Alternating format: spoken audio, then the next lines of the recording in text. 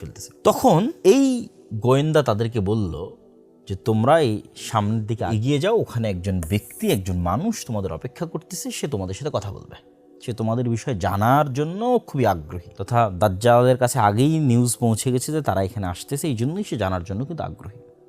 আর এই নিউজ হয়তো তার এই জাসাসার মাধ্যমে পৌঁছেছে। তো এই আরবের মানুষগুলো তারা চিন্তা করতেছে যে এই জীবজন্তু জানোয়ার আমাদের সাথে কথা বলতেছে, এই মনে হয় ভূত, জিন। এই যে এখানে লেখেন আংতাকুনা শাইতানা, আমরা মনে করি যে মানে জিন, শয়তান। নাহলে একটা গরু কীভাবে আমার সাথে কথা বলতে পারে, একটা খাসি কীভাবে আমার সাথে কথা বলতে পারে, জীবজন্তু জানোয়ার কীভাবে আমার সাথে কথা বলতে পারে। তো তাকে আমরা জিন শয়তান মনে করে ভয়ে পালিয়ে যেতে থাকলাম, যে যাক একটা মানুষ তো অন্তত আছে, আগে মানুষের সাথে দেখা করি। তো আমরা সেরান খুব দ্রুত যেতে থাকলাম ওই মানুষের সাথে সাক্ষাতের জন্য।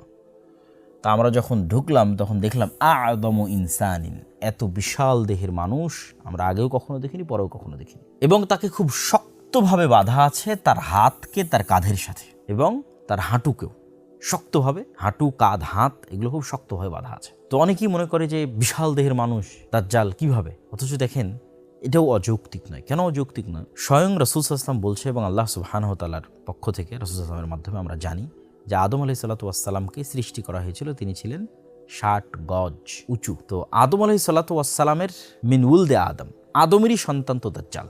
তাহলে আদম আলাইহিসসালাতু ওয়াসসালাম যে বিশাল দেহের অধিকারী, এখন যদি আদম আলাইহিসসালাতু ওয়াসসালাম আমাদের সামনে আসে আমরা কিন্তু আশ্চর্য হয়ে যাব, কেন মানুষের সাইজ খাটো হতে হতে হতে হতে হতে আমরা এই পর্যায়ে চলে এসেছি। তাহলে আদমের সন্তান দাজ্জাল বিশাল দেহের অধিকারী হলে অস্বাভাবিক কিছু নয়, অসম্ভব কিছু নয়, মানে ইললজিক্যাল কিছু নয়, লজিক্যাল, বিশ্বাস করার মতো এবং বিশ্বাসযোগ্য।